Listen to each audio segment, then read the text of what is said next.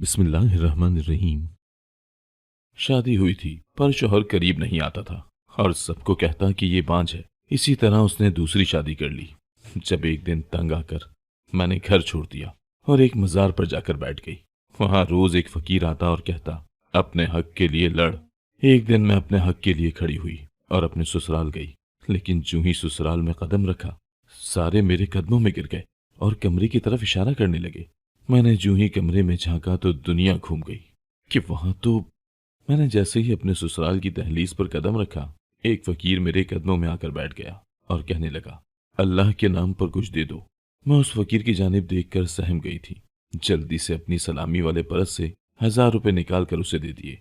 मेरी सास ने नागवारी से मुझे देखा और मेरा हाथ थाम कर मुझे घर के अंदर ले गई, जबकि मैं उस फकीर की पुरस्रार शख्सियत के बारे में सोचने लगी थी। मुझे उसकी आंखों में अपना बुरा मुस्तकबिल नजर आया था। मैंने जल्दी से सर झटक दिया, मगर मैं कहाँ जानती थी कि वो तो मेरा रिश्ता फयाज से पक्का हो गया। तो घर भर में खुशी की लहर दौड़ गई थी। मैं भी खुश थी कि चलो, मेरी शादी के बाद मेरे वालिदैन के सर से बोझ सरक जाएगा। बेटियां बोझ नहीं होती, मगर लोग उन्हें बोझ बना देते हैं। खासकर भाभीियों के आ जाने के बाद बेटियां अपने घर में ही पराई हो जाती हैं। ये रिश्ता अच्छा था, फयाज अच्छा कमा रहा था, सब कुछ ठीक ठाक था। मगर फयाज के वालिदैन ज्यादा जहेज की डिमांड कर रहे थे। जब ये बात मुझे पता चली तो मेरा दिल बहुत ज्यादा गमजदा हो गया था। मैंने अपनी वालदा से कह दिया कि आप इस रिश्ते से इनकार कर दें, हमें कोई और रिश्ता मिल जाएगा जिन्हें जहेज की लालच नहीं होगी। अम्मी कहने लगी, सानिया, तुम 22 साल की हो गई हो, 2-4 बरस और गुजर गए तो तुम्हारे लिए रिश्ते आना भी बंद हो जाएंगे। मैं उनकी मजबूरी भी समझती थी, मगर दिल मानता ही नहीं था कि मेरी वजह से मेरे वालिदैन पर इतना बोझ आ गिरे। खैर, अब्बू ने जब हुक्म सुना दिया कि सानिया की शादी यहीं होगी, तो फिर मैंने भी चुप साध ली थी, क्योंकि वालिद के हुक्म से बढ़कर मेरे लिए कुछ भी नहीं था। बस मुझे अफसोस इस बात का था कि मेरे वालिद को कर्ज लेकर मेरी शादी करना पड़ी थी। खैर, जूं-जूं शादी के दिन नजदीक आते जा रहे थे, मेरे दिल में फयाज के लिए नर्म गोशा पैदा होता जा रहा था। मैं सोचने लगी थी कि शायद फयाज अपने घर वालों से मुख्तलिफ हो सकता है वो जहेज की डिमांड पर अपने घर वालों से खफा भी हुआ हो। शायद फयाज के संग मेरी जिंदगी बहुत अच्छी गुजरने वाली हो। इसी शायद और काश के दौरान मेरी शादी हो गई और मैं रुखसत होकर फयाज के घर चली गई थी। जब मैंने निकाहनामे पर दस्तखत किए, मेरे दिल में फयाज की मोहब्बत और भी ज्यादा बढ़ गई थी। हलाल की बरकत से मेरा दिल सरशार था।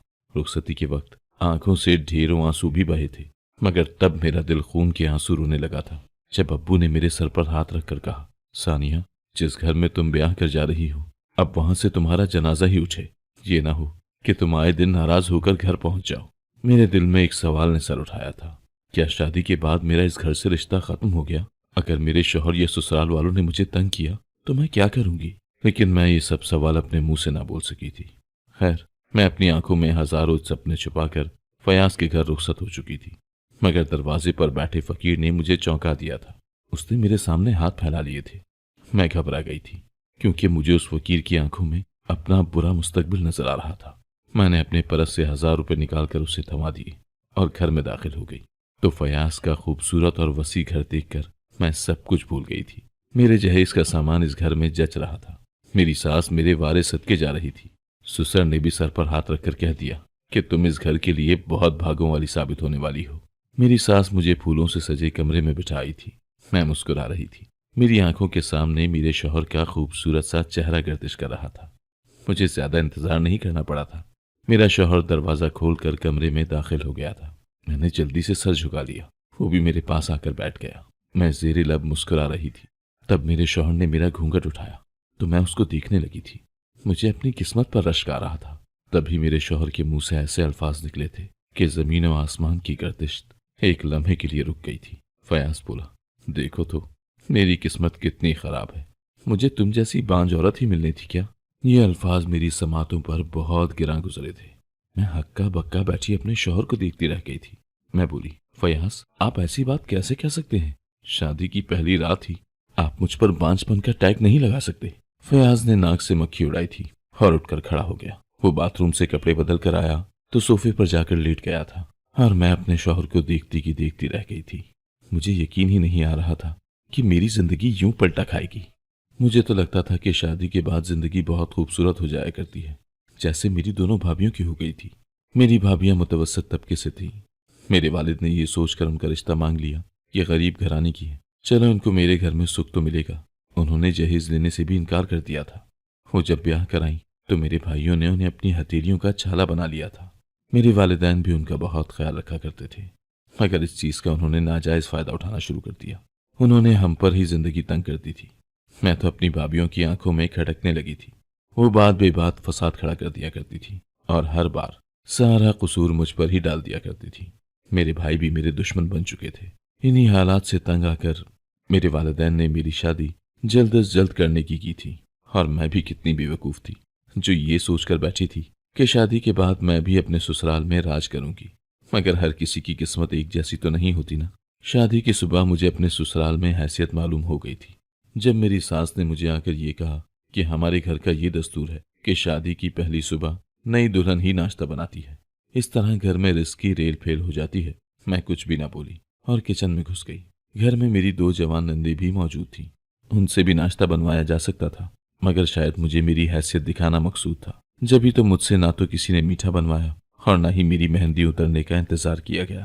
مجھے گھر میں بے مول ملازمہ بنا لیا گیا تھا۔ ساس مسکرا کر بات کیا کرتی تھی، نندے اپنی فرمائش پر مجھ سے کھانا بھی بنواتی تھی، اور بس یہی میری زندگی تھی۔ شادی کو 1 مہینہ گزرا تو فیاض نے ادھر ادھر سب کو کہنا شروع کر دیا کہ میری بیوی تو بانجھ ہے، یہ مجھے بچہ نہیں دے سکتی۔ وہ جھوٹ بول رہا تھا۔ سچ تو یہ تھا کہ وہ میرے قریب ہی نہیں آیا تھا اور مجھے سب کے سامنے بدنام کر رہا تھا۔ مجھے اپنی یہ تذلیل گوارا نہیں تھی، مگر میں یہ سب کچھ چپ چاپ سہتی رہی تھی۔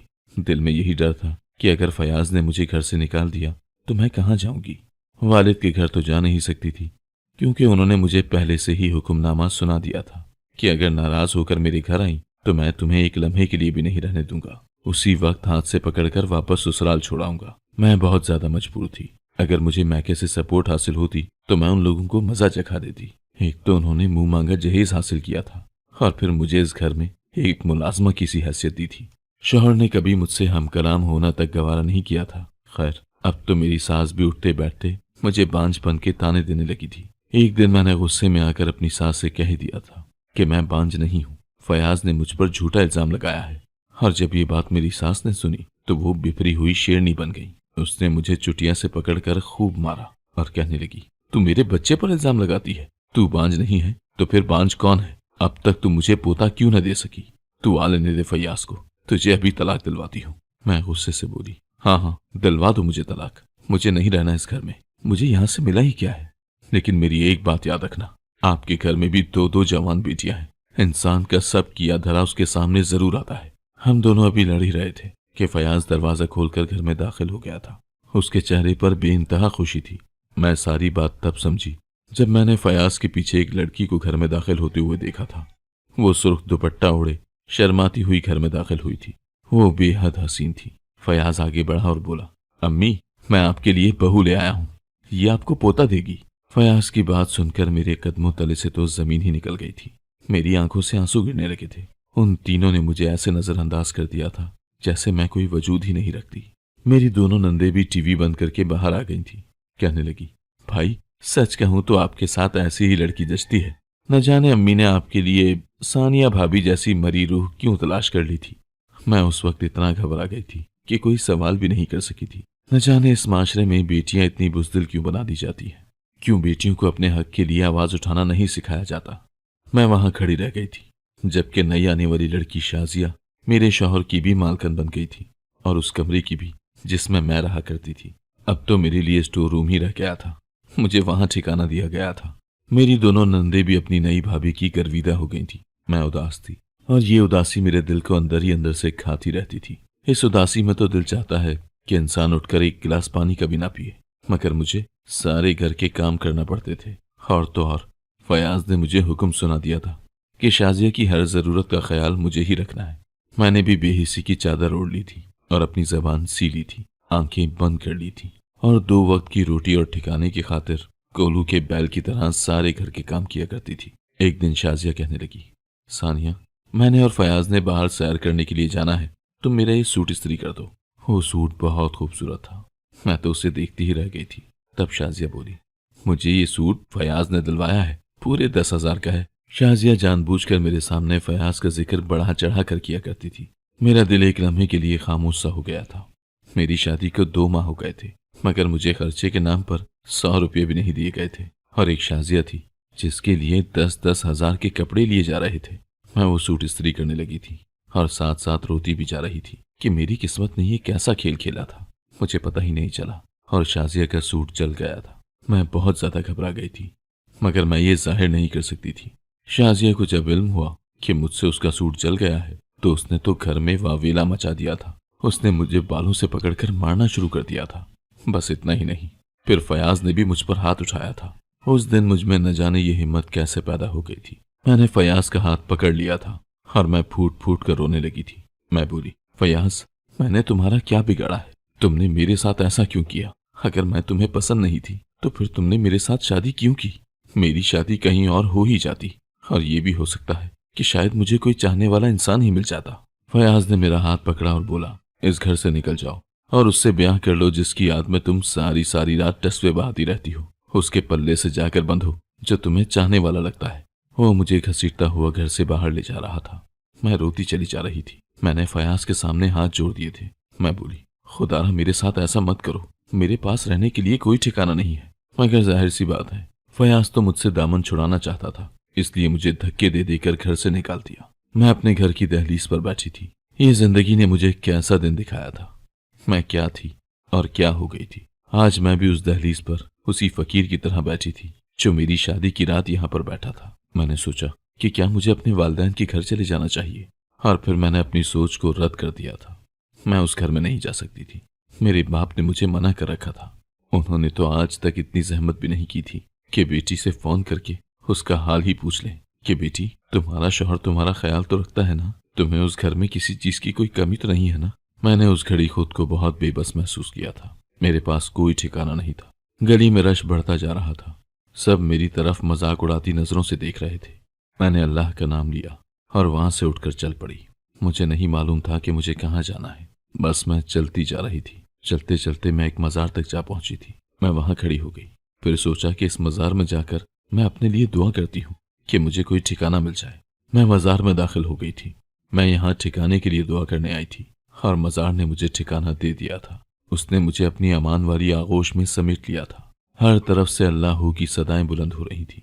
मैं सोचने लगी थी कि मेरी जिंदगी का मकसद क्या है। वालिदैन के घर भाभीयों के हाथ जलील होती रही और ससुराल में अपने शौहर और नंदों के हाथों। क्या अल्लाह ने मुझे इसीलिए बनाया था? मैं यही सोच रही थी जब एक फकीर मेरे पास आया और बोला, अपने हक के लिए लड़। मैंने सर उठाकर उसकी जानिब देखा तो ये वही फकीर था जो मेरे घर की दहलीज पर बैठा था। मैं उसकी जानिब हैरत भरी नजरों से देखती रही थी। मैं बोली, अपने हक के लिए कैसे लड़ूं? वो बुजुर्ग फकीर मुस्कुराया था। वो बोला, ये तुम्हें कोई नहीं बताएगा, तुम्हें अपने लिए सारे रास्ते खुद ही बनाने होंगे। मैं रोने लगी थी। मैं बोली, मैं बहुत कमजोर हूँ, मैं अपने लिए कुछ नहीं कर सकती। वो कहने लगा, अल्लाह किसी भी बंदे पर उसकी ताकत से ज्यादा बोझ नहीं डालता। इतना कहकर वो चला गया था। अब मेरे रोजो शब मजार के अहाते में ही गुजरने लगे थे। वो फकीर हर रोज मेरे पास आता और कहने लगता, अपने हक के लिए लड़।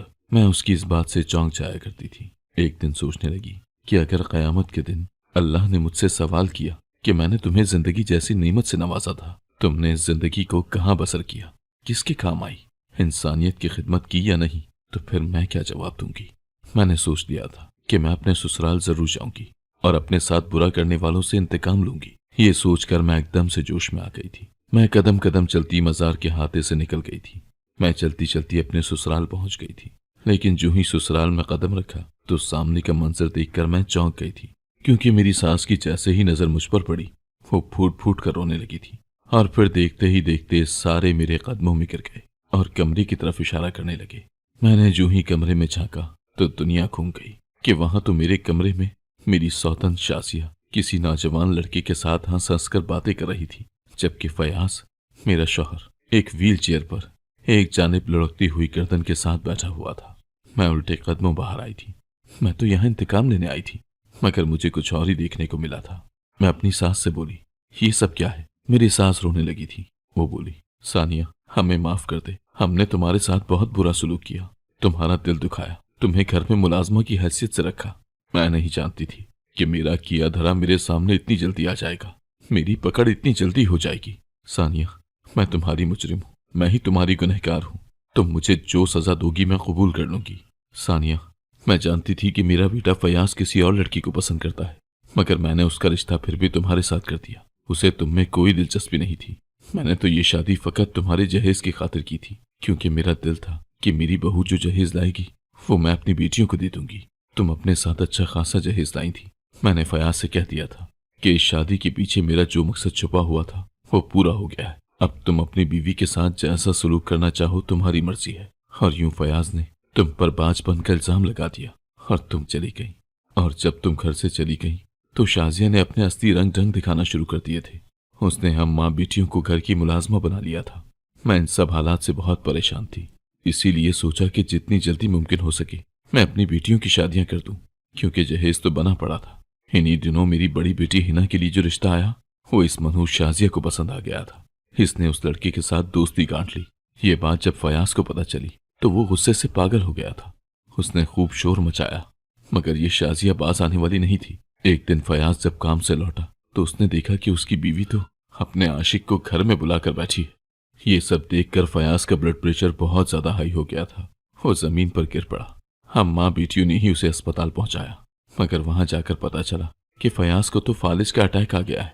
उस दिन से मेरा बेटा व्हील चेयर पर बैठा रहता है और ये मनहूस शाजिया उसके सामने जानबूझकर इस लड़के को बुलाती है। मेरा बेटा ये सब देखकर कुड़ता रहता है। मुझे पता है कि शाजिया मेरी बेटी को मार देना चाहती है ताकि उस लड़के से शादी कर सके।